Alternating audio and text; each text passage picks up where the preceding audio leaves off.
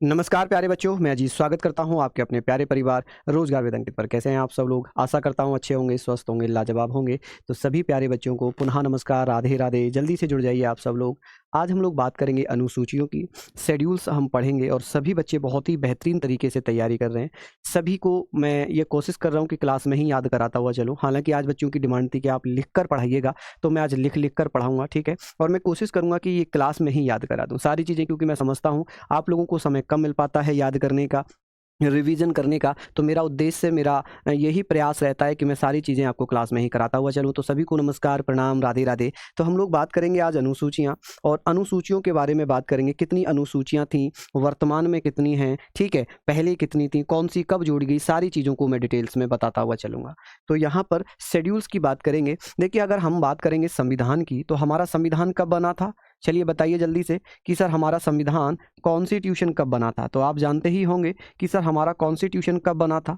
बता सकता है क्या कोई बच्चा कि हमारा संविधान बना कब था, बना कब था? तो आप कहेंगे हमारा संविधान बना था 26 नवंबर। कब बना था? 26 नवंबर 1949 को, ठीक है, यही तो हमारा है। लेकिन लागू कब हुआ था? तो आप लोग जानते होंगे, लागू हुआ था 26 जनवरी 1950 में। जिस समय हमारा संविधान लागू हुआ, उस समय, जिस समय संविधान हमारा लागू होता है, उस समय अगर मैं बात करूं तो आप क्या कह सकते हैं? आप कहेंगे सर जिस समय हमारा संविधान लागू हुआ था उस समय कितनी अनुसूचियां थीं और कुल आर्टिकल्स कितने थे? तो आप लोग बता देना सर, जब हमारा संविधान लागू हुआ था तो 26 जनवरी 1950 को कुल आर्टिकल कितने थे?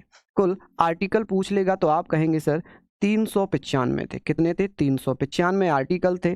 शेड्यूल अगर पूछी जाती तो आप कह सकते थे सर शेड्यूल्स कितनी थी? तो शेड्यूल्स मेरे लाल 8 हुआ करती थी। और बेटा भाग कितने थे? भाग यानी कि पार्ट कितने थे? तो पार्ट थे मेरे बच्चे 22।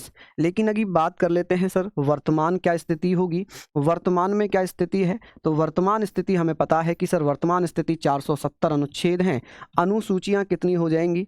अनुसूचियां जो आज हमें पढ़नी है, अनुसूचियां हैं भैया 12, और पार्ट कितने हैं? पार्ट कितने हैं? 25 पार्ट्स, ठीक है जी। तो आज हम लोग अनुसूचियों को डिटेल में पढ़ना प्रारंभ करते हैं कि सर अनुसूची 1 क्या है, 2 क्या है, 3 क्या है, 4 क्या है। इस पर मैं चर्चा करता हुआ चलूंगा, ठीक है बच्चे। चलिए हम लोग बात करते हैं तो अनुसूची 1 की कि सर शेड्यूल 1 क्या कहता है, ठीक है जी। फर्स्ट शेड्यूल क्या कहता है? अनुसूची 1 क्या कहती है? फर्स्ट शेड्यूल में क्या लिखा हुआ है? पहली अनुसूची क्या कहती है? प्रथम अनुसूची। कौन कौन बच्चा बताएगा मुझे पहली अनुसूची में क्या लिखा हुआ है? पहली अनुसूची, इसमें लिखा हुआ है कि सर जो पहली अनुसूची होगी इसमें किस चीज़ का प्रावधान है? तो पहली अनुसूची में किस चीज़ का प्रावधान है? जैसे कि हमारे भारत की अगर मैं बात कर लूँ तो हम भारत की बात करते हैं तो भारत में कितने राज्य हैं, कितने केंद्र शासित प्रदेश हैं, उनका एरिया, उनका क्षेत्र, जितना भी क्षेत्रफल है वो सारा कहाँ पर लिखा हुआ है? तो आप कहेंगे सर वर्तमान समय में 28 राज्य और 8 केंद्र शासित प्रदेश हैं, जिसका जिक्र कौन सी अनुसूची में किया गया है? तो अनुसूची 1। अनुसूची 1 में क्या है? भारत संघ और उसके राज्य क्षेत्र का वर्णन। तो मैं यहाँ पर लिख सकता हूँ कि सर भारत संघ एवं क्या हो जाएगा बेटा? उसके राज्य क्षेत्र का वर्णन, उसके राज्य क्षेत्र का वर्णन कि कितने राज्य होंगे, राज्य क्षेत्र का वर्णन, ठीक है जी। कि भाई बेटा ये तो हो गई दिखावटी भाषा, आपको ये भाषा नहीं समझनी है। आपको समझना ये है कि पहली अनुसूची में 28 तो राज्य हो जाएंगे। कितने राज्य हो जाएंगे? 28 राज्य हो जाएंगे, और 8 केंद्र शासित प्रदेश हो जाएंगे। क्या होंगे? केंद्र शासित प्रदेश, केंद्र शासित प्रदेश, ठीक है जी। तो आप कहेंगे सर कितने केंद्र शासित प्रदेश हैं? 8 केंद्र शासित प्रदेश। राज्य को हम इंग्लिश में स्टेट्स बोलते हैं। क्या बोलते हैं? स्टेट्स बोलते हैं। और केंद्र शासित प्रदेश को हम यूटीज बोलते हैं, यूनियन टेरिटरी स्टेट। कि सर पहले ये बताइए जल्दी से, कि जल्दी से बताएंगे, लिखते रहिएगा, बिल्कुल लिखते रहिएगा कि भारत में कुल राज्यों की संख्या कितनी है? 28। भारत में कुल केंद्र शासित प्रदेश कितने हैं? 8। कितने हैं? 8 राज्य, 28। कौन सी अनुसूची में लिखा है? अनुसूची 1। अनुसूची 1 किससे संबंधित है? कि भारत राज्य और उसके संघ क्षेत्रों से संबंधित है। सिंपल सी चीजें हैं, ठीक है। तो हम यहां पर कहेंगे अगर इंडियन टेरिटरी की बात करें तो इंडियन टेरिटरी में स्टेट्स कितने आ जाते हैं? तो आप कहेंगे 28। यूटीज कितनी हो जाती हैं? तो आप कहेंगे बेटा, तो आप कहेंगे 8, ठीक है। चलिए, अब बात आती है सर सेकंड अनुसूची की। किसकी? सेकंड शेड्यूल की। सर दूसरी अनुसूची क्या कहती है? दूसरी अनुसूची क्या कहती है? तो यहाँ पर मैं बात कर लेता हूँ बेटा सेकंड अनुसूची। ठीक है जी, सेकंड अनुसूची में क्या लिखा हुआ है? दूसरी अनुसूची क्या कहती है कि सर जो दूसरी अनुसूची है इसमें किस किस को पेंशन वेतन वगैरह दिया जाएगा, जैसे कि राष्ट्रपति है, उपराष्ट्रपति है, लोकसभा अध्यक्ष हैं, उपाध्यक्ष हैं, ठीक है, राज्यसभा के सभापति जिसे उपराष्ट्रपति हम लोग कहते हैं, कि उपराष्ट्रपति जो राज्यसभा के सभापति होंगे, उपसभापति होंगे, इन्हें क्या दिया जाएगा मेरे लाल? वेतन दिया जाएगा। कि सर वेतन कहां कौन सी अनुसूची में दिया जाता है? तो आप क्या कहेंगे सर? क्या यहां पर कहेंगे? तो आप कहेंगे सर अनुसूची 2 किससे संबंधित होगी? अनुसूची 2 में किसका प्रावधान है? तो बेटा इसमें वेतन वगैरह दिया जाता है, सैलरी दी जाती है। क्या दिया जाता है? सैलरी। बिल्कुल बेटा, इंग्लिश में भी लिखूंगा तो यहां पर किसका प्रावधान है? वेतन का। किसका? वेतन, जिसे हम सैलरी बोलते हैं। क्या बोलते हैं बच्चों? सैलरी। तो आप कहेंगे सर अनुसूची 2 के तहत क्या दिया जाता है? सैलरी। अब इसमें सैलरी किसको मिलती है? राष्ट्रपति को मिलती है। किसको मिलती है? राष्ट्रपति को वेतन दिया जाता है, जिसकी अगर मैं बात करूं तो आप कहेंगे सर प्रेसिडेंट। राष्ट्रपति को हम क्या बोलते हैं? प्रेसिडेंट बोलते हैं। हम बात करेंगे स्पीकर की। स्पीकर आप लोग जानते ही हैं किसे बोलते हैं? स्पीकर हुआ, डिप्टी स्पीकर हुआ। क्या हुआ? डिप्टी स्पीकर हुआ। ठीक है, डिप्टी स्पीकर को हम अंग्रेजी में क्या लिखते हैं? देखिए इसे हम बोलते हैं लोकसभा अध्यक्ष। क्या बोलेंगे स्पीकर को? लोकसभा अध्यक्ष। लोकसभा अध्यक्ष एवं उपाध्यक्ष। अध्यक्ष एवं उपाध्यक्ष। एवं उपाध्यक्ष। तो आप कहेंगे सर अध्यक्ष और उपाध्यक्ष को जो वेतन दिया जाता है वो कौन सी अनुसूची के तहत दिया जाता है? तो आप बता देना सर अनुसूची 2 के तहत दिया जाता है। राज्यसभा के सभापति, जो राज्यसभा है, राज्यसभा के सभापति को, किसको बेटा? राज्यसभा के सभापति, सभापति एवं उपसभापति। एवं उपसभापति। अब उपसभापति कौन होगा? तो पहले तो हमें पता होना चाहिए सभापति कौन होता है। तो सभापति बेटा आप जानते ही हैं, इसे हम चेयरमैन बोलते हैं अंग्रेजी में। क्या बोलते हैं? Chairman and deputy chairman. तो आप क्या लिख सकते हो कि बेटा इसको चेयरमैन और डिप्टी चेयरमैन। क्या लिख सकते हैं हम इसको? Deputy chairman. चेयरमैन। ठीक है जी। तो आप कहेंगे सर अनुसूची 2 में किसका प्रावधान होगा? तो अनुसूची 2 में राष्ट्रपति, उपराष्ट्रपति, जिसको मैंने यहां पर चेयरमैन लिख दिया है। तो आप जानते हैं ये सारी चीजें आप लोग जानते ही होंगे। ठीक है, क्लियर है। अब बात करेंगे sir supreme court, high court के न्यायाधीश हो गए। ठीक है, किस किस को और वेतन मिलेगा यहां पर? जैसे कि सुप्रीम कोर्ट एवं हाई कोर्ट। सुप्रीम कोर्ट एवं हाई कोर्ट के जजेस हो गए। क्या हो गए बेटा? जजेस हो गए, इनको वेतन दिया जाएगा। ठीक है बेटा, और किसको वेतन दिया जाता है? जैसे कि आप कहेंगे सीएजी, कैग। कैग जिसको controller and auditor general of India कहते हैं, नियंत्रक एवं महालेखा परीक्षक। हिंदी में बोले तो नियंत्रक एवं महालेखा परीक्षक। नियंत्रक एवं महालेखा परीक्षक। महालेखा परीक्षक। ठीक है जी, महालेखा परीक्षक। कि बेटा किस किस को वेतन दिया जाता है? नियंत्रक एवं महालेखा परीक्षक को अनुसूची 2 के तहत वेतन मिलता है। कि सर अनुसूची 2 में किसका प्रावधान है वेतन का? अनुसूची 1 में किसका वर्णन है? राज्य और उसके संघ राज्य क्षेत्रों का। कि सर कितने स्टेट है अनुसूची 1 में? 28। कितने यूटीज हैं? 8। वर्तमान में बात करें राष्ट्रपति को कितना वेतन मिलता है? तो आप कहेंगे वर्तमान में राष्ट्रपति को वेतन कितना मिलेगा मेरे लाल? तो आप कहेंगे सर इन्हें 5 लाख रुपए मिलते हैं। कितने रुपए मिलते हैं? 5 लाख रुपए मिलते हैं। लोकसभा अध्यक्ष एवं उपाध्यक्ष की अगर मैं बात करूं तो इन्हें 4 लाख रुपए मिलते हैं। कितने बेटा? इनको 4 लाख रुपए मिलता है। कितना? 4 लाख रुपए मिलता है। अब सभापति की भी बात करेंगे तो इन्हें भी बेटा कितना? 4 लाख रुपए मिलता है। कितना? 4 लाख रुपए मिलता है। सुप्रीम कोर्ट के मुख्य न्यायाधीश को 2,80,000 मिलता है और अन्य न्यायाधीशों को 2,50,000 मिलता है। हाई कोर्ट के मुख्य न्यायाधीश को 2,50,000 मिलता है। अन्य न्यायाधीशों को 2 लाख कितना? 2,25,000 मिलता है। चलिए, ऐसे ही आप लोग याद रखना कि सर राष्ट्रपति का वेतन कौन सी अनुसूची के तहत मिलता है? तो आप कहेंगे 2।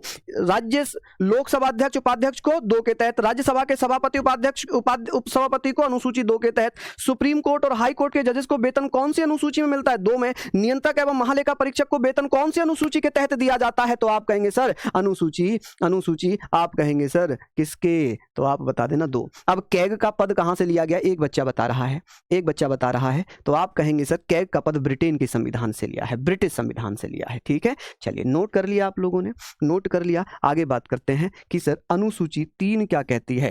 ये यहां पर हम बात कर रहे हैं अनुसूची 3 की। किसकी? अनुसूची 3 कि सर अनुसूची 3 में क्या लिखा है। यहाँ पर अगर हम बात कर लेते हैं शेड्यूल, अगर मैं बात करूँगा शेड्यूल 3 की कि सर इसमें क्या लिखा है। अनुसूची 3 की अगर बात होगी तो आप कहेंगे सर अनुसूची 3 में शपथ का प्रावधान है। क्या है? शपथ। अब यहाँ पर बेटा किसका वर्णन है? शपथ का प्रावधान होगा। शपथ यानी कि ओथ कि सर कौन कौन अनुसूची 3 के तहत शपथ ग्रहण करते हैं। जैसे सुप्रीम कोर्ट है, हाई कोर्ट है, जो विधायक हैं, मंत्री हैं, सांसद हैं, कैग है, ठीक है, इनके जो न्यायाधीश, जैसे कि अगर मैं बात करूं शपथ सुप्रीम कोर्ट एवं हाई कोर्ट के न्यायाधीश, सुप्रीम कोर्ट एवं हाई कोर्ट के जजेस, हाई कोर्ट के जजेस कौन सी अनुसूची के तहत शपथ ग्रहण करते हैं? अनुसूची 3 के तहत शपथ ग्रहण करते हैं। ठीक है जी। और अगर बात कर लेंगे सुप्रीम कोर्ट हुआ, हाई कोर्ट हुआ, मंत्री हुए, मंत्रियों द्वारा जो शपथ ग्रहण की जाती है, मंत्रियों द्वारा जो शपथ ग्रहण की जाती है।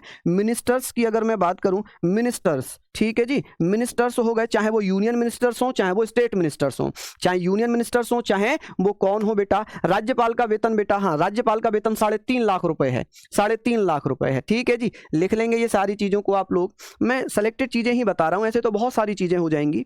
ठीक है कि सुप्रीम कोर्ट, हाई कोर्ट के जजेस किस अनुसूची के तहत शपथ ग्रहण करेंगे? अनुसूची 3 के तहत। मंत्री द्वारा जो शपथ ली जाती है वो भी अनुसूची 3 के तहत शपथ ली जाती है। ये मंत्री किसके हो सकते हैं? ये यूनियन मिनिस्टर्स हो सकते हैं, यूनियन एंड स्टेट मिनिस्टर्स। ठीक है जी, राज्य और संघ मंत्री। ठीक है जी, स्टेट्स मिनिस्टर्स हो सकते हैं, यूनियन मंत्री हो सकते हैं, जिन्हें हम केंद्रीय मंत्री भी बोलते हैं, स्टेट मंत्री भी बोलते हैं, राज्य मंत्री भी बोलते हैं। तो ये किस अनुसूची के तहत शपथ ग्रहण करेंगे? तो ये अनुसूची 3 के तहत शपथ ग्रहण करेंगे। किसके तहत? अनुसूची 3 के तहत शपथ ग्रहण करेंगे। विधायक हो गए, विधायक हो गए, विधायक को हम क्या बोलते हैं? एमएलए एवं MLC, member of legislative assembly, member of legislative council, MLC. ठीक है, member of legislative assembly, member of legislative council. सांसद हो गए, कौन हो गए बेटा? सांसद कौन सी अनुसूची के तहत शपथ ग्रहण करेंगे? तो सांसद को हम एमपी बोलते हैं, मेंबर ऑफ पार्लियामेंट। तो आप कहेंगे सर चाहे वो एमपी हो, चाहे विधायक हो, चाहे मंत्री हो, चाहे सुप्रीम कोर्ट, हाई कोर्ट के जजेस हो, इनको शपथ अनुसूची 3 के तहत ग्रहण करनी पड़ती है। ठीक है, अब यहां पर और बात करें, जैसे कि सीएजी हो जाता है, कैग हो जाता है। कैग भी नियंत्रक और महालेखा परीक्षक, सैलरी 7 लाख। किसने पढ़ा दिया आपको 7 लाख? अंशु दुबे। कहां से पढ़ लिया कि राष्ट्रपति की सैलरी 7 लाख होती है? कहां से पढ़कर आए हैं? चलिए लिख लेंगे यहां तक सारी चीजें। चलिए बेटा, मंत्रियों, प्रधानमंत्रियों सभी को राष्ट्रपति शपथ दिलाते हैं। ठीक है जी, ये सारी चीजें आप लोग लिख लेंगे। अब बात करते हैं अनुसूची 4 की। अब हम लोग बात करते हैं सर अनुसूची 4 की। चलिए अभी मैं बात करूंगा सर अनुसूची 4 क्या कहती है। अनुसूची 4 यानी कि शेड्यूल 4 कि सर अनुसूची 4 में क्या लिखा हुआ है। अनुसूची 4 कहती है कि सर हर राज्य में राज्यसभा में सीटें जाएंगी, हर राज्य से राज्यसभा में सीटें जाएंगी। चलिए अब जैसे कि अगर मैं बात कर लूं, मैं आप लोगों से बात कर, राज्यसभा और लोकसभा में अंतर क्या है। हालांकि ये तो संसद का टॉपिक था, पार्लियामेंट का टॉपिक था, फिर भी मैं बता देता हूं। लोकसभा को निम्न सदन, लोअर हाउस कहते हैं, जिसे राष्ट्रपति भंग कर सकते हैं, डिसॉल्व कर सकते हैं। राज्यसभा को अपर हाउस कहते हैं, स्थायी परमानेंट हाउस कहते हैं, जिसको राष्ट्रपति भंग नहीं कर सकते, डिसॉल्व नहीं कर सकते। ठीक है जी, चलिए तो हम लोग बात कर लेते हैं सारी चीजों को लेकर मैं यहां पर बात करूंगा। तो आप लोग मुझे बताइएगा कि सर इसमें क्या लिखा है। इसमें लिखा है राज्यसभा में सीटों का बंटवारा, राज्यसभा में सीटों का बंटवारा, राज्यसभा में सीटों का बंटवारा। किसका बंटवारा? सीटों का बंटवारा। ठीक है जी, सीटों का बंटवारा। तो आप कहेंगे सर राज्यसभा में सीटों का बंटवारा। डिस्ट्रीब्यूशंस ऑफ सीट्स, अगर मैं आपसे बात करूं तो आप कहेंगे sir distribution of seats in council of state, जिसे हम राज्यसभा बोलते हैं, काउंसिल ऑफ स्टेट्स। ठीक है, जिसे हम क्या बोलेंगे? राज्यसभा। तो यहां पर आप कहेंगे सर, यहां आप कहेंगे कि सर जैसे कि उत्तर प्रदेश से, मैं एग्जाम्पल के तौर पर आपको बता दूं, यूपी से राज्यसभा में कितनी सीटें जाती हैं? तो यूपी से राज्यसभा में 31 सीटें जाती हैं। अगर मैं बिहार की बात कर लूं कि सर बिहार से राज्यसभा में कितनी, 16 सीटें जाती हैं। एग्जाम्पल में मैं बात करूं यहां पर पश्चिम बंगाल की, अगर मैं यहां पर पश्चिम बंगाल की बात कर लेता हूं कि पश्चिम बंगाल से राज्यसभा में 16 सीटें जाती हैं। मैं बात करूं यहां पर राजस्थान से कि राजस्थान से कितनी सीटें जाती हैं? 10 सीटें जाती हैं। तो ये एक एग्जाम्पल है कि राज्यसभा में सीटों का जो बंटवारा किया गया है वो कौन सी अनुसूची के तहत है। तो अनुसूची 3 के तहत, 4 के तहत, 5 के तहत, तो आप कहेंगे 4 के तहत। एक बच्चा कह रहा है किसी राज्य के नाम में परिवर्तन करना हो तो बेटा अनुसूची 1 में संशोधन करना पड़ेगा, क्योंकि अनुच्छेद 3 में क्या किया, किसी राज्य के नाम में परिवर्तन, राज्य की सीमा में कमी या वृद्धि करना, यह सब क्या होता है, वो अनुच्छेद 3 में होता है। लेकिन कौन सी अनुसूची में संशोधन करना पड़ेगा, तो अनुसूची 1 में। ठीक है जी। कैग का मतलब होता है नियंत्रक एवं महालेखा परीक्षक। ये तो मैंने एग्जाम्पल दिए कुछ स्टेट के कि राज्यसभा में सीटों का बंटवारा, distribution of seats in the constituent council of state, in the council of state. Rajya Sabha को हम काउंसिल ऑफ स्टेट बोलते हैं, राज्यसभा भी बोलते हैं। राष्ट्रपति को बेटा शपथ दिलाता है मुख्य न्यायाधीश। कौन दिलाता है? मुख्य न्यायाधीश। तो एक बार फिर से बता दूं, पहली अनुसूची में क्या है, राज्य और उसके संघ राज्यों का वर्णन, 28 राज्य, 8 केंद्र शासित प्रदेश। अनुसूची 2 में वेतन है, ठीक है, सैलरी है। अनुसूची 3 में शपथ का प्रावधान है। अनुसूची 4 में लिखा हुआ है राज्यसभा में सीटों का बंटवारा, राज्यसभा में सीटों का बंटवारा। ठीक है जी, राज्यसभा में सीटों का बंटवारा। ठीक है बच्चे, चलिए यहां तक आपने लिख लिया। अच्छा, महाराष्ट्र का भी बता दूं क्या? तो महाराष्ट्र से अगर मैं बात करूं कि महाराष्ट्र से कितनी सीटें जाती हैं राज्यसभा में, तो महाराष्ट्र से जाती हैं 19 सीटें। हालांकि मैं सभी कराऊंगा, जब राज्यसभा पढ़ाऊंगा ना तो सारी सीट्स में आपको याद कराऊंगा। ये तो मैंने एग्जाम्पल दे दिए हैं, ये तो मैंने एक एग्जाम्पल आपको दे दिए थे। ठीक है, चलिए लिख लिया यहां तक। आगे बात करते हैं बेटा शेड्यूल 5। किसकी बात करेंगे? शेड्यूल 5 की सर अनुसूची 5। अनुसूची 5 क्या कहती है? अनुसूची 5 में क्या लिखा हुआ है? तो अनुसूची 5 कहती है कि भैया अनुसूचित जाति, अनुसूचित जनजाति के क्षेत्रों का प्रशासन व नियंत्रण, the administration and control of the schedule castes and schedule tribes areas were lost. ठीक है जी, तो आप कहेंगे भैया अनुसूचित जाति, अनुसूचित जनजाति। हाँ जी, ये बहुत सिंपल सी चीजें। हो सकता है कि आपको पढ़ने में थोड़ा सा इंटरेस्ट ना आए, लेकिन ये मानकर चलना कि एग्जाम की दृष्टि से इंपॉर्टेंट है, बहुत ज्यादा महत्वपूर्ण है, बहुत ज्यादा महत्वपूर्ण है, एग्जाम की दृष्टि से बहुत महत्वपूर्ण होगा। समझ गए आप लोग? तो इसमें क्या लिखा है? अनुसूचित जाति। क्या लिखा है? अनुसूचित जाति, अनुसूचित जाति एवं अनुसूचित जनजाति, अनुसूचित जनजाति, जनजाति का प्रशासन व नियंत्रण, प्रशासन व नियंत्रण। ठीक है जी, नियंत्रण।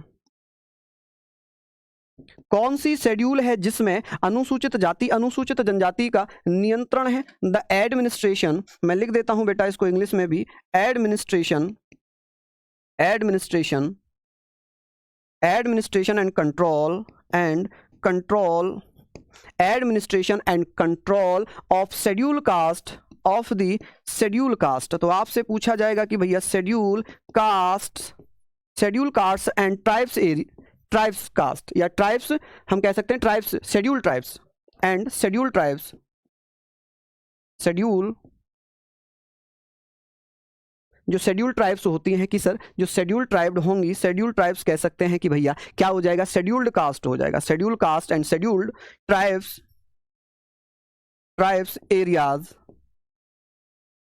वर लॉस्ट। ऐसे ही तो लिखते हैं बेटा इसको, वर लॉस्ट। तो ये आप लोग याद रखना कि सर अनुसूचित जाति, अनुसूचित जनजाति, राष्ट्रपति की शपथ आर्टिकल 360 में है, अनुच्छेद 60। राष्ट्रपति की शपथ का प्रावधान किस में है? तो आप कहेंगे सर अनुच्छेद 60 में। ठीक है, अनुच्छेद 60 में। अनुच्छेद 148 में है कैग यानी कि नियंत्रक एवं महालेखा परीक्षक की नियुक्ति राष्ट्रपति द्वारा होती है। अभी हम वो चैप्टर नहीं पढ़ रहे। देखिए आपको मैं एक रामबाण चीज बताऊं, अगर आपको आप माइंड ना करें तो मैं आपको बस यही कहूंगा कि जिस समय आप जो टॉपिक पढ़ो, जिस समय आप जो टॉपिक पढ़ो आप उसी समय केवल उस पर फोकस करो। अभी हम पढ़ रहे हैं अनुसूचियां, शेड्यूल, लेकिन आपका फोकस कहां है? कैग पर, प्रधानमंत्री पर, विधायकों पर, है ना? तो अभी जब हम जिस चीज को पढ़ रहे हैं अभी हम उसको नहीं पढ़कर दूसरी चीजों के बारे में बात कर रहे हैं, तो ये तो आएगा ही नहीं और वो भी नहीं आएगा, तो हम दोनों जगह से गए। तो आपने क्या करना है? पहले ये चीज पढ़नी है, उसके बाद आप जो चाहे वो पढ़ सकते हैं। ये मेरा पर्सनल ओपिनियन है। एक छोटे भाई के नाते मैं आप लोगों को ये समझाने का प्रयास कर रहा हूं कि जिस चीज को जिस समय पढ़ा जाए उसी में मन लगाओ। कि दिल लगी इस कदर तुझसे मुझे हो गई है वर्दी, दिल लगी मुझे तुझसे इस कदर हो गई है वर्दी कि तेरी सिवा किसी और की अब चाहत नहीं। चाहत है तुझे जिस्म पर सजाने की, चाहत है तुझे जिस्म पर सजाने की, और अब किसी और की चाहत मुझे रही नहीं। तो इस समय ये चाहत पढ़ो। कैग को बोलते हैं controller and auditor general of India, ठीक है। हाँ जी, तो हम लोग बात कर रहे थे कि सर 5वीं अनुसूची में किसका जिक्र किया गया है, तो अनुसूची 5 या शेड्यूल 5 में लिखा है अनुसूचित जाति अनुसूचित जनजाति के प्रशासन व नियंत्रण का प्रावधान है। The administration and control of the schedule caste and schedule tribes were lost. चलिए आगे बात करते हैं, सर शेड्यूल 6 क्या कहता है, अनुसूची 6 में क्या लिखा हुआ है, अनुसूची 6 में क्या लिखा है मेरे बच्चे, इसमें लिखा है केवल 4 राज्यों का जिक्र है कि सर अनुसूची 6 में कौन कौन से राज्य आते हैं जिनके अनुसूचित जनजाति प्रशासन का नियंत्रण व या क्षेत्र का प्रशासन व नियंत्रण है। तो आप कहेंगे कि भैया ATMM की अनुसूची 6 में ATMM आता है, ATMM। ए से बनेगा असम, टी से बनेगा त्रिपुरा, क्या बनेगा बेटा, टी से त्रिपुरा, और एम से बनेगा मिजोरम, और एम से बनेगा मेघालय, ठीक है जी। तो आप कहेंगे सर ATMM का के अनुसूचित जनजाति, यहां पर अनुसूचित जनजाति है, केवल अनुसूचित जाति नहीं, अनुसूचित जनजाति, जिसको हम क्या बोलते हैं, शेड्यूल्ड ट्राइब्स। क्या बोलेंगे इसको हम, शेड्यूल्ड ट्राइब्स। क्या बोलते हैं, शेड्यूल्ड ट्राइब्स के क्षेत्रों का प्रशासन व नियंत्रण,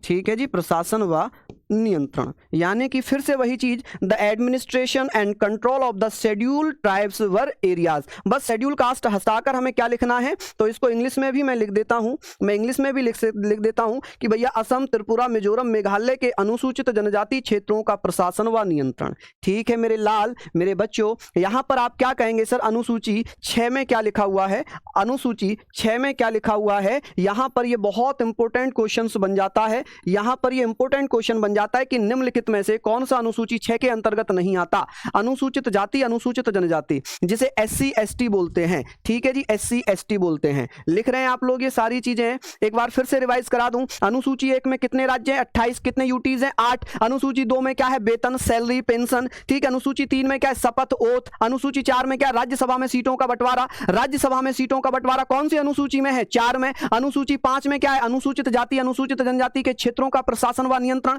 the administration and control of the schedule caste and schedule tribes were lost.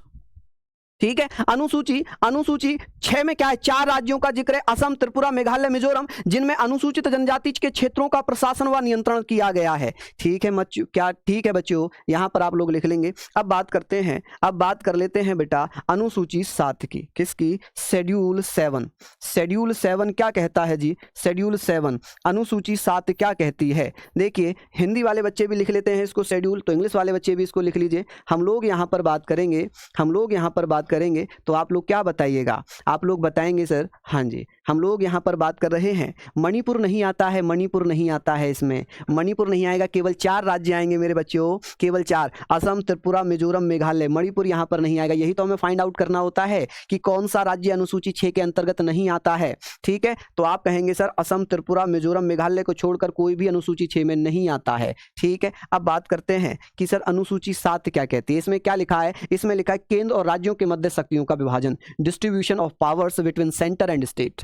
कि सर ये बताइए कि भैया इसमें क्या है कि केंद्र एवं राज्य में शक्तियों का विभाजन, केंद्र एवं राज्यों में शक्तियों का विभाजन, किसका, शक्तियों का विभाजन। ठीक है जी, विभाजन, समझ रहे हैं आप लोग, शक्तियों का विभाजन। यहां पर हम लोग बात करेंगे विभाजन, तो आप क्या कह सकते हैं, डिस्ट्रीब्यूशन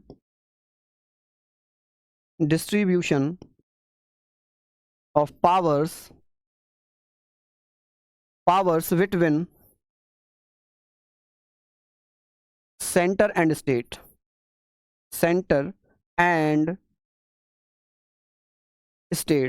ठीक है जी, कि भैया शक्तियों का विभाजन किया जाता है। कि सर शक्तियों का विभाजन अनुसूची 7 में 3 सूचियां बनाई गई हैं। कितनी सूचियां बनाई गई हैं, 3 सूचियां बनाई गई हैं, 3 लिस्ट बनाई गई हैं। कि सर कौन कौन सी लिस्ट हैं, तो बेटा 3 लिस्ट हैं। एक तो संघ सूची बनी है, क्या है, संघ सूची, जिसे हम क्या बोलते हैं, इसे हम क्या बोलेंगे, यूनियन लिस्ट बोलेंगे। क्या बोलेंगे, यूनियन लिस्ट। पूछा जाता है कि सर यूनियन लिस्ट में कितने सब्जेक्ट थे, वर्तमान में कितने सब्जेक्ट हैं। तो जो यूनियन लिस्ट है इसमें पहले 97 सब्जेक्ट थे, कितने विषय हुआ करते थे इसमें, तो आप कहेंगे सर इसमें पहले कितने विषय थे, तो इसमें 97 विषय थे। वर्तमान में कितने विषय हो जाएंगे, तो वर्तमान में कितने विषय हैं बेटा, 100 विषय हैं। कि वर्तमान में कितने सब्जेक्ट हो जाएंगे, तो 100 सब्जेक्ट हो जाएंगे। ठीक है, यहाँ पर अगर मैं बात कर लूँ तो आप कहेंगे यहां सर एक है राज्य सूची। क्या है, राज्य सूची। कि सर राज्य सूची में कितने विषय हैं, राज्य सूची जिसे स्टेट लिस्ट बोला जाता है। क्या बोला जाता है,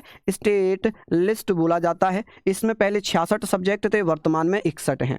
वर्तमान में कितने सब्जेक्ट हैं, 61। ठीक है जी, वर्तमान में कितने सब्जेक्ट हैं, तो ये कितने सब्जेक्ट हैं बेटा प्रेजेंट में, तो प्रेजेंट में बेटा कितने सब्जेक्ट हैं, 66 की जगह यहाँ 61 कर लो। कितने कर लो बेटा यहाँ पर 61। पहले कितने थे, 66 थे, अभी कितने हैं, 61 हैं। ठीक है, अब बात करते हैं बेटा समवर्ती सूची की।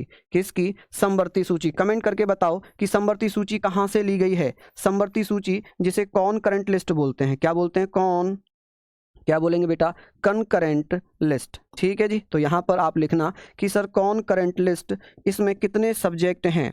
कॉनकरेंट लिस्ट में पहले कितने सब्जेक्ट थे, अभी कितने सब्जेक्ट हो जाएंगे, तो बेटा इसमें पहले सब्जेक्ट कितने थे, तो आप कहेंगे सर 47। वर्तमान में कितने हैं, 52। वर्तमान में कितने हैं, 52 सब्जेक्ट हैं। ठीक है, ये सारी चीज़ें आपको समझ में आ रही हैं। क्या ये सारी चीज़ें आपको समझ में आ रही हैं मेरे बच्चों। ये चीज़ें आप लोग लिखना कि सर 7वीं अनुसूची में क्या लिखा हुआ था, तो 7वीं अनुसूची में लिखा हुआ था बेटा, 7वीं अनुसूची में लिखा हुआ है बेटा शक्तियों का विभाजन। ठीक है, पार्टीशन ऑफ या distribution of powers between centre and state, कि राज्य और संघ में, राज्य और केंद्र में शक्तियों का विभाजन कौन सी अनुसूची में है, तो अनुसूची आप कह सकते हैं सर 7 में। 7वीं अनुसूची को कितनी सूचियों में बांटा गया है, तो आप कह सकते हैं सर 3 लिस्ट में बांटा गया है। कौन कौन सी, संघ सूची, समवर्ती सूची और राज्य सूची, है ना। संघ सूची, राज्य सूची और समवर्ती सूची। कि सर संघ सूची में पहले कितने विषय थे, 97, अभी कितने हैं 100, अभी कितने 100। राज्य सूची में पहले कितने विषय से 66 थे, अभी कितने 61 हैं, यानी कि कम हो गए। और समवर्ती सूची में पहले 47 थे, 47 थे, अभी कितने हो गए हैं, अभी हो गए हैं बेटा 52। तो ये जो समवर्ती सूची है, ये समवर्ती सूची कहां से ली है हमने, अभी मैंने कल पढ़ाया था। तो आप कहेंगे सर ये हमने लिया ऑस्ट्रेलिया के संविधान से। ऑस्ट्रेलिया, कहां से, ऑस्ट्रेलिया के संविधान से हमने समवर्ती सूची ली है। क्या किसी को यहां पर कोई आपत्ति, क्या किसी को यहां तक कोई समस्या, जल्दी जल्दी से बता दीजिएगा। यहां से ये मानकर चलना एक क्वेश्चन आपका आता ही आता है, नहीं लिखा हो तो प्लीज लिख लीजिएगा कि सर अनुसूची 7 को कितनी सूचियों में बांट दिया, 3 सूचियों में। कौन कौन सी लिस्ट, यूनियन लिस्ट जिसे संघ सूची, स्टेट लिस्ट जिसे राज्य सूची, कॉनकरेंट लिस्ट जिसे समवर्ती सूची कहते हैं। सर संघ सूची में पहले 97 विषय थे, अभी 100 विषय हैं। पहले 97 थे, अभी 100 हैं। राज्य सूची में पहले 66 थे, अभी 61 हैं। और समवर्ती कॉनकरेंट लिस्ट में पहले 47 थे, अभी 52 हैं। ठीक है, चलिए इनको बेटा याद ही करना पड़ेगा। इनमें बेटा अगर समझने के लिए कुछ ट्रिक्स वगैरह होती तो मैं बता देता। अब इसमें जो सब्जेक्ट लिखे हैं कि जैसे समवर्ती सूची में पहले 47 थे, अभी 52 है, तो ये हैं, ये याद ही करना पड़ेगा। जो डेटा होता है उस डेटा को आप याद ही करेंगे। ठीक है जी, जो डेटा है उसको आप लोग याद ही करेंगे, तभी थोड़ा सा हो पाएगा, अन्यथा तो समस्या थोड़ी सी रहेगी। अब बात करते हैं शेड्यूल। थोड़ा बड़ा बड़ा लिखने के लिए बोल रहे हो आप लोग, चलिए मैं लिखता हूं थोड़ा सा बड़ा। शेड्यूल 8 कि सर शेड्यूल 8 क्या है, इसमें किसका जिक्र किया गया है, तो इसमें भाषा का जिक्र किया गया है। कि सर इसमें भाषाओं का जिक्र था। कि सर जो भाषा है, भाषा, कि सर भाषा से संबंधित, लैंग्वेज से संबंधित कौन सी अनुसूची थी, तो आप कहेंगे सर इसमें लैंग्वेज। कि सर लैंग्वेज से संबंधित कौन सी अनुसूची थी, तो आप क्या कहेंगे सर लैंग्वेज। तो यहां पर आप कह सकते हैं सर लैंग्वेज की अगर मैं बात करूं तो आप कहेंगे सर लैंग्वेजेस का या भाषाओं का जिक्र किसमें किया गया है, तो लैंग्वेज का जिक्र किया गया है बेटा किसमें, अनुसूची 8 में।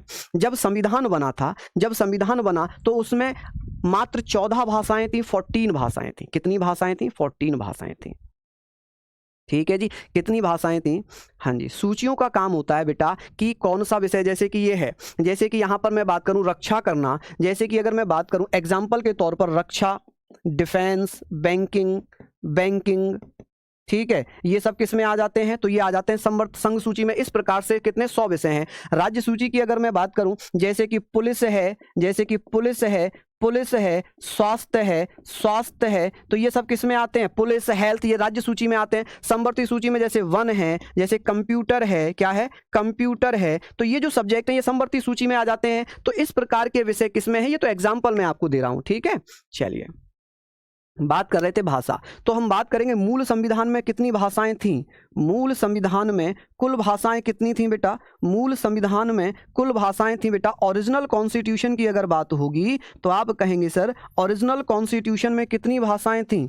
ओरिजिनल कॉन्स्टिट्यूशन की अगर बात होती तो आप कहते सर ओरिजिनल कॉन्स्टिट्यूशन में 14 भाषाएं थी। कितनी भाषाएं थी मेरे बच्चे? तो आप कहते सर 14 भाषाएं। कितनी भाषाएं? 14 भाषाएं, 14 लैंग्वेजेस थी। ठीक है जी, कितनी लैंग्वेजेस थी? तो 14 लैंग्वेजेस थी। लेकिन अगर बात करेंगे सर वर्तमान में कितनी भाषाएं हैं, वर्तमान में भाषाओं की संख्या कितनी है, वर्तमान या प्रेजेंट की अगर बात कर लें कि सर वर्तमान में कुल भाषाएं कितनी है हमारे संविधान में, जल्दी से कमेंट करके बता दो। तो 22 भाषाएं हैं।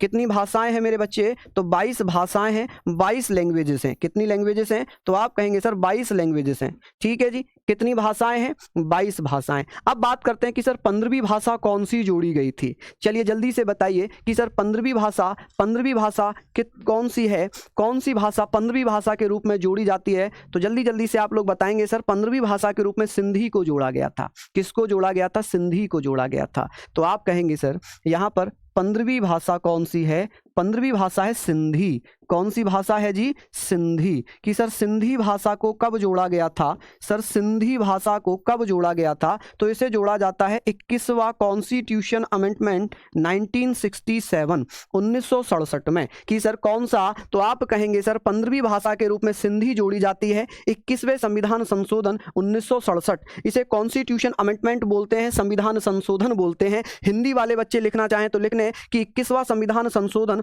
अधिनियम 1967, और इंग्लिश वाले बच्चे लिखना चाहें तो 21 कॉन्स्टिट्यूशन अमेंडमेंट एक्ट 1967, ठीक है, द्वारा जोड़ी गई। ठीक है जी, द्वारा जोड़ी जाती है, जोड़ी गई। अब बात करते हैं सर, अब बात करते हैं 3 और भाषाएं जोड़ दी गई। 71वां संविधान संशोधन होता है 1992 में, जिसमें 3 भाषा जोड़ी गई, नेपाली, कोंकणी और मणिपुरी। ठीक है, नमक जोड़ी जाती है, नमक, नेपाली, मणिपुरी और कोंकणी। लेकिन पढ़ेंगे कैसे? मणिपुरी, कोंकणी और नेपाली के रूप में। तो आप कहेंगे सर 71वां कॉन्स्टिट्यूशन होता है कौन सा मेरे बच्चे? तो आप लोग बताना सर 71 कॉन्स्टिट्यूशन अमेंडमेंट हुआ था 1992 में, जिसके द्वारा क्या जोड़ा गया था? नेपाली जोड़ी गई थी। कौन सी? नेपाली, मणिपुरी और कोंकणी।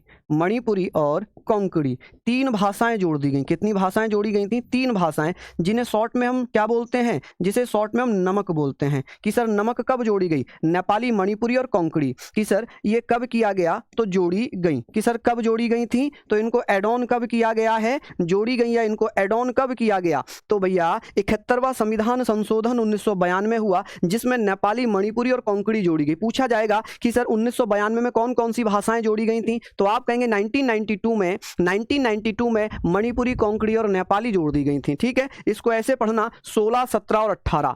ठीक है, नमक लिखने की ट्रिक है नेपाली, मणिपुरी, कोंकणी, लेकिन पढ़ेंगे 16, 17, 18। तो टोटल लैंग्वेज कितनी हो गई? यहां से मत पढ़ना 16 यहां से पढ़ना 16, 17 और 18। तो टोटल 18 भाषाएं हो गई।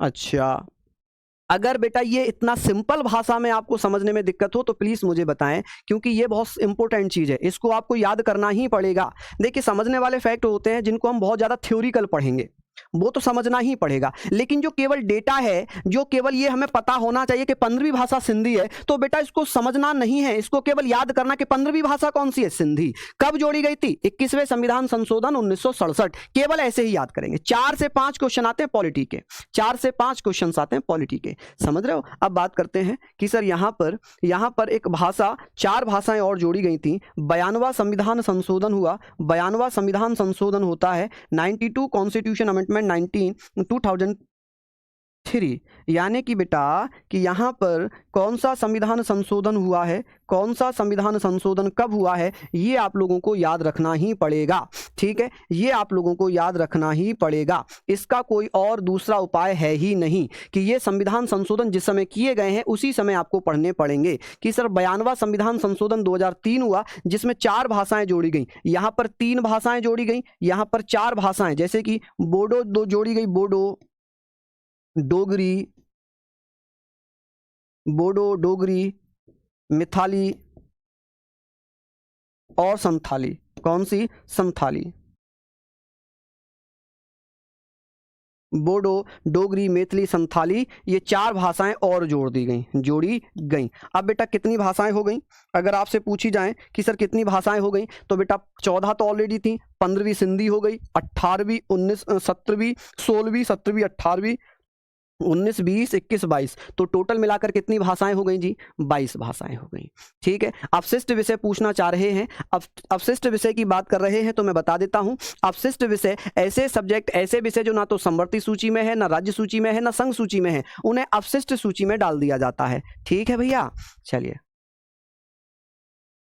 लिख लिया कि सर 92वां संविधान संशोधन 2003 में हुआ था, जिसमें बोडो, डोगरी, मैथिली, संथाली जोड़ी गई थी। अगर पूछ ले कि सर इन्हें लागू कब किया गया है, तब 2004 में, लेकिन जोड़ी कब गई? 2003 में। ठीक है, समझ गए? चलिए, बहुत बढ़िया, शानदार। तो ये सारी चीजें आप लोगों को समझ में आ गई, लिख लिया होगा। अब बात करते हैं नेक्स्ट। अब हम बात करते हैं बेटा नेक्स्ट कि सर अब कौन सी 9th शेड्यूल कब जोड़ी गई थी? शेड्यूल नंबर 9, शेड्यूल नंबर 9 कि सर शेड्यूल नंबर 9 कब जोड़ी जाती है? तो शेड्यूल नंबर 9 कब जोड़ी गई थी, तो आप क्या बताइएगा? तो आप कहेंगे सर शेड्यूल नंबर 9 कब जोड़ी जाती है। तो यहां पर लिखना सर शेड्यूल नंबर 9 है जिसे पहला संविधान संशोधन 1951 में किया गया। ठीक है, इसको लिखना भैया फर्स्ट कॉन्स्टिट्यूशन अमेंडमेंट 1951 कि सर पहला संविधान संशोधन, इंग्लिश में, हिंदी में लिखना प्रथम संविधान संशोधन, प्रथम संविधान संशोधन अधिनियम कब हुआ था ये? तो ये होता है 1951 में। इंग्लिश में लिखना चाहें तो फर्स्ट कॉन्स्टिट्यूशन अमेंडमेंट एक्ट 1951 के द्वारा इसको जोड़ा गया था। और ये किससे संबंधित है? ये भूमि सुधार से संबंधित है। किससे? भूमि सुधार से संबंधित होगी, लैंड रिफॉर्म से संबंधित है। कौन सी शेड्यूल है जिसे पहले संविधान संशोधन अधिनियम 1951 में जोड़ा गया था? वो 9वीं अनुसूची थी, जो लैंड रिफॉर्म से संबंधित होगी। किससे? लैंड रिफॉर्म से संबंधित है, भूमि सुधार से संबंधित है। किससे? भूमि सुधार से संबंधित है। ठीक है जी, किससे संबंधित है? भूमि सुधार से संबंधित है। ठीक है कि सर 9वीं अनुसूची किससे संबंधित है? भूमि सुधार से। 8वीं अनुसूची भाषा से। 7वीं अनुसूची केंद्र और राज्यों में शक्तियों के विभाजन से। 6ठी अनुसूची असम, त्रिपुरा, मेघालय, मिजोरम के अनुसूचित जनजाति क्षेत्रों के प्रशासन व नियंत्रण से। सर 5वीं अनुसूची अनुसूचित जाति, अनुसूचित जनजाति के क्षेत्रों का प्रशासन व नियंत्रण से। ठीक है जी, लिख रहे हैं आप लोग? हाँ जी। अच्छा, आप कुछ गलत सलत पढ़कर आते हैं और फिर कहते हैं कि सर आप गलत पढ़ा रहे हो। एक बच्चा कह रहा है कि 1952 में हुआ था। इतनी तेज हम लोग डिजिटल घूसा आपको मारेंगे ना, सही हो जाओगे, सही हो जाओगे। हैं, समझ रहे हो आप? चलिए, अब बात करते हैं भैया 10वीं अनुसूची की, शेड्यूल नंबर 10। शेड्यूल नंबर 10 क्या कहता है जी? शेड्यूल 10, अनुसूची 10 क्या कहती है? अनुसूची 10 में क्या लिखा हुआ है? तो आप क्या कहेंगे सर? अनुसूची 10 में क्या लिखा हुआ है? तो आप क्या कहिएगा कि सर अनुसूची 10 कहता है कि दल बदलने पर प्रतिबंध, दल बदलने पर, प्रोहिबिशन द चेंजिंग पार्टी। किस पर बेटा? तो आप कहेंगे सर एक व्यक्ति थे जिनका नाम था गयालाल। क्या नाम था? गयालाल। गयालाल ने अपनी पार्टी बेटा बदल दी। क्या कर दिया? अपनी पार्टी बदल दी। 24 घंटे में 3 बार पार्टियां बदल दी। कितनी बार? 3 बार पार्टियां बदल दी। दल बदल पर तो उनका नाम पहले गयालाल था, फिर वो दूसरी पार्टी में आ गए, वो आयालाल हो गए, फिर वो किसी और पार्टी में चले गए, फिर गयालाल हो गए। तो उनकी मजाक बन गई कि ये तो गयालाल हैं, ये आयालाल हैं, अब ये फिर चले गए, ये फिर गयालाल हो गए। तो इसको लेकर संसद में, पार्लियामेंट में कानून बना, जिसे हम क्या कहेंगे? जिसे हम कहेंगे कि सर दल बदल कानून। क्या बन गया बेटा? तो आप कहेंगे सर दल बदल कानून। ठीक है जी, तो आप क्या बोलेंगे बेटा? तो हम कहेंगे सर इसको कब जोड़ा गया है? तो इसको जोड़ा गया था 52वें संविधान संशोधन अधिनियम 1985 के द्वारा। कब जोड़ा गया बेटा? तो आप कहेंगे सर इसको कब जोड़ा गया 10वीं अनुसूची को? तो 10वीं अनुसूची कब जोड़ी गई है? 52वें संविधान संशोधन अधिनियम 1985 के द्वारा। और इसमें क्या लिखा हुआ है? इसमें दल बदलने पर प्रतिबंध है, दल बदलने पर प्रतिबंध है, दल बदलने पर रोक है। क्या है? दल बदलने पर रोक है। ठीक है जी, तो आप क्या कहेंगे बेटा इसको? तो आप कहेंगे भैया इस पे क्या है? डिफेक्शन वॉज प्रोहिबिटेड, या ऐसे कह सकते हैं तो prohibition the parties, prohibition the parties, यानी कि या prohibition the changing of parties, change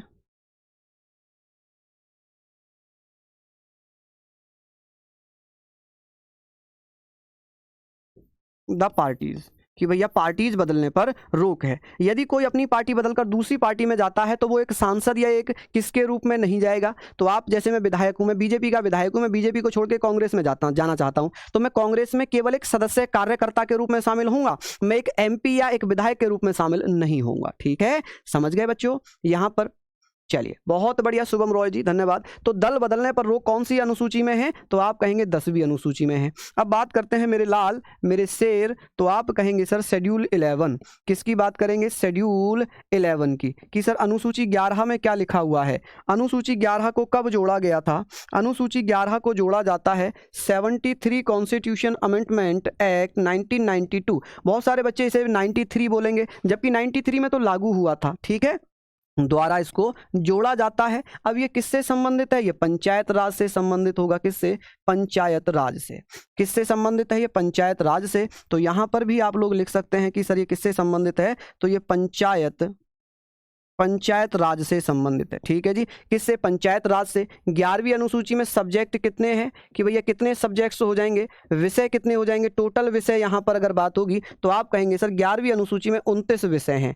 कितने विषय हैं, 29 विषय हैं। ठीक है मेरे शेर, तो आप कहेंगे सर 11वीं अनुसूची में 29 विषय हैं, पंचायत राज से संबंधित है। किससे, पंचायत राज से संबंधित है। इसमें ग्राम पंचायत वगैरह का जिक्र किया गया है। ठीक है, किसका, ग्राम पंचायतों का यहां पर जिक्र है। ठीक है, चलिए लिख लिया आप लोगों ने, समझ गए यहां पर। हाँ जी, भूमि सुधार का मतलब है ऐसी संपत्ति पर राज्य कब्जा कर सकता है जो लोक हित में, जो पब्लिक के प्रॉफिट के लिए हो। जैसे कहीं से रोड बनाना है, नदी बनानी है, तो अगर कोई मेरा खेत है, मेरे खेत में से रोड निकल रहा है और मैं ये कहकर मना नहीं कर सकता मैं अपनी जमीन नहीं दूंगा, क्योंकि बेटा वो लोक हित में है, मुझे मुआवजा मिलेगा, मुझे उस जमीन का मुआवजा मिल जाएगा, लेकिन वो जमीन मुझे देनी पड़ेगी सरकार को। ठीक है, चलिए अब बात करते हैं, लास्ट है शेड्यूल 12, अनुसूची 12। अनुसूची 12 को कब जोड़ा गया था, अनुसूची 12 को जोड़ा जाता है भैया, कब जोड़ दिया गया था, तो इसे जोड़ा गया था भैया 74 कॉन्स्टिट्यूशन अमेंडमेंट 1992। ये भी कब हुआ था, 74वां संविधान संशोधन 1992 में इसको जोड़ा गया है। क्या किया गया, जोड़ा गया है। ठीक है जी, ये जोड़ दिया। अब इसमें क्या है, इसमें है बेटा नगरीय प्रशासन। क्या है, नगरीय प्रशासन। नगरीय प्रशासन की मैं बात कर लूं, नगरीय प्रशासन, या मैं बात कर सकता हूं म्युनिसिपैलिटीज। ठीक है जी, इसमें क्या लिखा है, तो आप कह सकते हैं म्युनिसिपैलिटीज। ठीक है जी, तो यहां पर आप बात कर लेंगे सर इसमें क्या लिखा हुआ है, म्युनिसिपैलिटी। तो म्युनिसिपैलिटी का जिक्र किसमें किया गया है, तो म्युनिसिपैलिटी का जिक्र किया गया है, नगरीय प्रशासन का जिक्र किया गया है अनुच्छेद किसमें, तो आप कहेंगे अनुसूची 12 में। अब यहां पर हम बात करेंगे सर इसमें कुल सब्जेक्ट कितने शामिल किए गए हैं, इसमें कुल विषय कितने शामिल किए गए हैं, तो इसमें विषय शामिल किए गए हैं मेरे लाल कितने, 18th। कितने, 18th। तो ये थी आपकी अनुसूची। मैं एक बार फिर से रिवाइज कराता हूं कि अनुसूची 1 में क्या लिखा है। तो अनुसूची 1 में बेटा क्या लिखा है, तो आप कहेंगे सर अनुसूची 1 में लिखा हुआ है कि संघ और उसके राज्य क्षेत्रों का जिक्र, 28 राज्य 8 केंद्र शासित प्रदेश, 28 state and 8 UTs union territories. अनुसूची 2 में वेतन, पेंशन, सैलरी। अनुसूची 3 में शपथ, ओथ। अनुसूची 4 में राज्यसभा में सीटों का बंटवारा। अनुसूची 5 अनुसूचित जाति अनुसूचित जनजाति SC ST के क्षेत्रों का प्रशासन व नियंत्रण। अनुसूची 6 असम त्रिपुरा मेघालय मिजोरम के अनुसूचित जनजाति क्षेत्रों का प्रशासन व नियंत्रण, शेड्यूल ट्राइब्स। ठीक है। अनुसूची 7 में शक्तियों का विभाजन केंद्र और राज्य में, 3 सूचियां बनाकर, संघ, राज्य और समवर्ती, यूनियन, स्टेट और कॉन्करेंट। 8वीं अनुसूची भाषा से संबंधित है। पहले 14 भाषाएं थी, वर्तमान में 22 भाषाएं। 15वीं भाषा सिंधी जोड़ी गई 21वें संविधान संशोधन 1967 के द्वारा। नेपाली, मणिपुरी, कोंकणी 71वें संविधान संशोधन अधिनियम 1992 के द्वारा। बोडो, डोगरी, मैथिली, संथाली 92वां संविधान संशोधन 2003 के द्वारा। 9वीं अनुसूची में भूमि सुधार, 9वीं अनुसूची पहला संविधान संशोधन 1951 के तहत जोड़ा गया, जिसमें भूमि सुधार है। अनुसूची 8 में भाषाओं का जिक्र मैंने बता दिया, लैंग्वेज का जिक्र है। अनुसूची 9 में भूमि सुधार है, लैंड रिफॉर्म है। अनुसूची 10 में दल बदलने पर प्रतिबंध है। यदि कोई सांसद या विधायक अपनी पार्टी छोड़कर दूसरी पार्टी में जाता है तो उसको एक कार्यकर्ता के रूप में किसी पार्टी में ज्वाइन करेगा, एक member of parliament, member of legislative assembly, member of legislative council के रूप में किसी अन्य पार्टी को ज्वाइन नहीं कर सकता। अनुसूची 10 में दल बदल है। अनुसूची 11 में पंचायत राज व्यवस्था है और अनुसूची 12 में नगरीय प्रशासन है। ठीक है जी, तो ये सारी चीज़ें पढ़ लें। मेरा बर्थडे नहीं है बेटा, मेरा बर्थडे नहीं है, मेरा बर्थडे तो 7 दिसंबर को आता है। ठीक है जी, चलिए, तो आई होप आपको क्लास अच्छी लगी होगी। सभी साथी जाते जाते सेशन को बेटा एक बार जरूर बताइएगा, मैं सबके कमेंट पढ़ूंगा। तो जय हिंद, जय भारत।